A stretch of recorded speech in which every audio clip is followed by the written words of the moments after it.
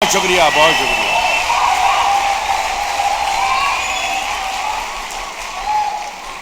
बहुत शुक्रिया साहब। मैं गदगद हो गया। आपने मेरे शेर की इज्जत रख ली, यानी मेरी इज्जत रख ली।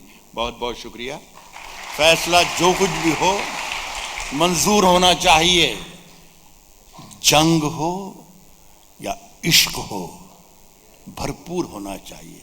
ये मैं अगला शेर जो मैं पढ़ रहा हूँ ये हमारे वजीर आज़म यानी प्रधानमंत्री यानी prime minister mister Narendra Modi के तक ये शेर पहुंचाना चाहता हूँ। हमारे कविता के मंच पर या मुशायरों के उर्दू शायरी के मंच पर जब जब उनका जिक्र करते हैं तो या तो शौचालय की बात करते हैं या चाय की बात करते हैं। नहीं, इसके अलावा भी वो एक अजीम इंसान हैं, एक बड़े लीडर हैं, और सबसे बड़ी बात है कि हमारे प्रधानमंत्री हैं।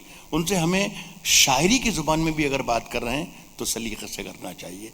अगर मैं सलीक़े से कुछ कह रहा हूँ नरेंद्र मोदी साहब के लिए तो मैं आपकी ताईद चाहूँगा। पहला शेर मैंने ये पढ़ा है कि फैसला जो कुछ भी हो मंजूर होना चाहिए, जंग हो या इश्क हो भरपूर होना चाहिए। अब मोदी जी आपसे दरख्वास्त है कि कट चुकी है उम्र सारी जिनकी पत्थर तोड़ते।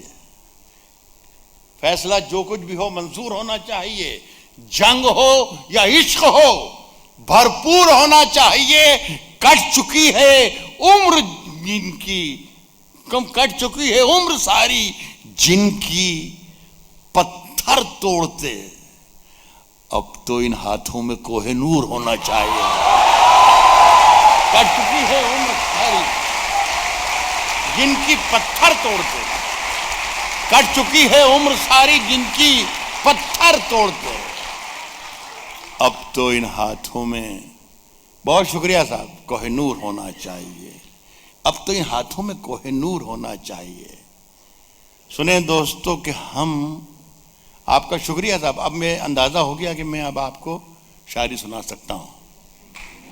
हम अपनी जान के दुश्मन को, जान के दुश्मन को अपनी जान कहते हैं। ये देखिए, जान और दिल और सनम इस तरीके के लफ्ज आते हैं, वैसे सब आह करने लगे। ये जान कुछ और भी हो सकता है। मेरी जान कुछ और भी हो सकता है। कह रहा हूं कि आपने कहा था कि कुछ ऐसा भी होना चाहिए। कह रहा हूं कि हम अपनी जान के दुश्मन को अपनी जान कहते हैं। मोहब्बत की इसी मिट्टी को हिंदुस्तान कहते हैं।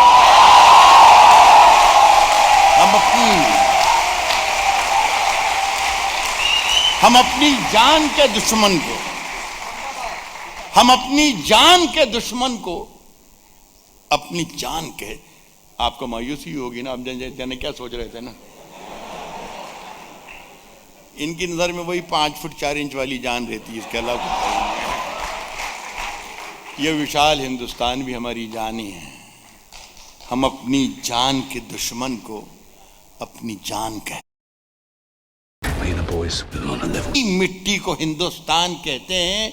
साहब ये जो ये दीवार का सुराख है साजिश का हिस्सा है।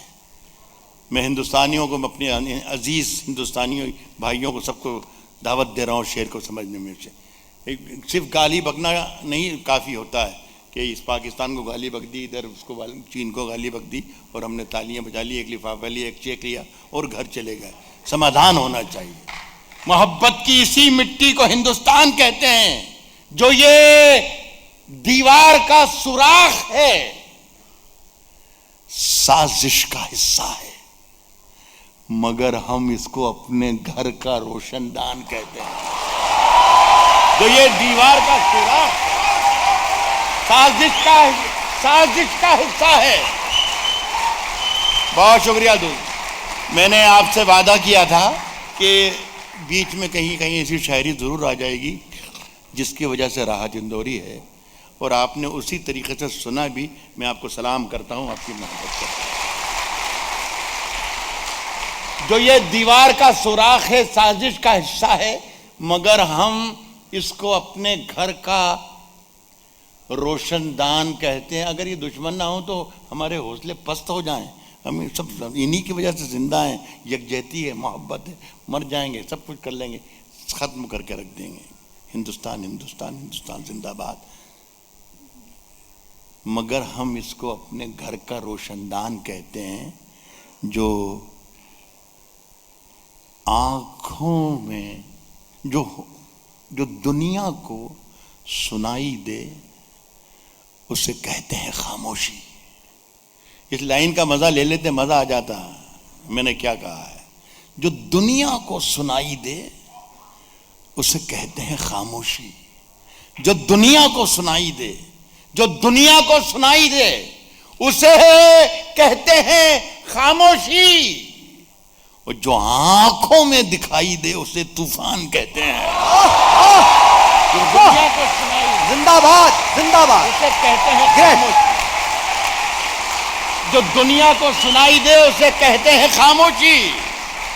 जो आंखों में दिखाई दे उसे तूफान कहते हैं। देखिए गजल किस तरह चैलेंज करती है, गजल किस तरह दुश्मनों को लताड़ती है, और गजल किस तरह दुश्मनों के लिए दुआ मांगती है।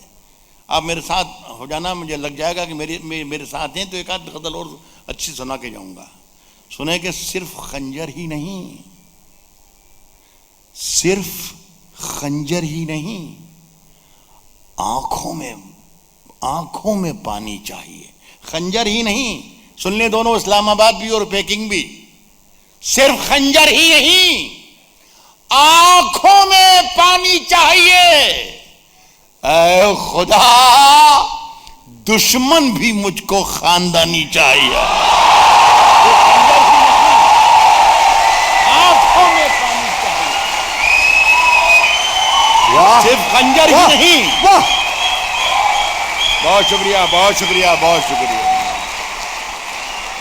सिर्फ खंजर ही नहीं, आंखों में पानी चाहिए। ऐ खुदा, दुश्मन भी मुझको खानदानी चाहिए।